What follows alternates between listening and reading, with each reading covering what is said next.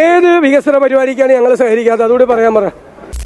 വയനാട്ടിൽ പെട്ടെന്ന് എത്താൻ വേണ്ടിയിട്ടുള്ള ടണൽ പ്രോജക്ട്, അതിനൊക്കെ ഞങ്ങൾ എതിർക്കും, ശക്തിയായി ഞങ്ങൾ എതിർക്കും. നാഷണൽ ഹൈവേ പൂർത്തീകരിച്ച് ഉദ്ഘാടനം ചെയ്യാമെന്നാണ് മുഖ്യമന്ത്രി കരുതുന്നതെങ്കിൽ ഒരടി പോലും നിങ്ങൾക്ക് മുന്നോട്ട് പോകാൻ കഴിയില്ല. സമരത്തിന് ഞങ്ങൾ പിന്തുണ നൽകും.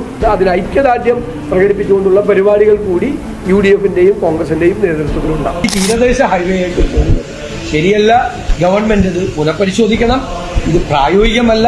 പാരിസ്ഥിതികമായും സാമൂഹികമായും ഒരുപാട് പ്രശ്നങ്ങളുണ്ടാവും. ഗവൺമെന്റിനോട് ഞങ്ങൾക്ക് ആവശ്യപ്പെടാനുള്ളത്, ഇപ്പൊ ഇവിടെ നടക്കുന്ന ഈ പണി നിർത്തിവെച്ച് UDF-യുടെ അധികാരത്തിൽ വന്ന ലൈഫ് മിഷൻ ഉൾപ്പെടെ ഇവർ രൂപപ്പെടുത്തിയ ഈ 4 മിഷനുകൾ ഞങ്ങൾ പിരിച്ചുവിടും.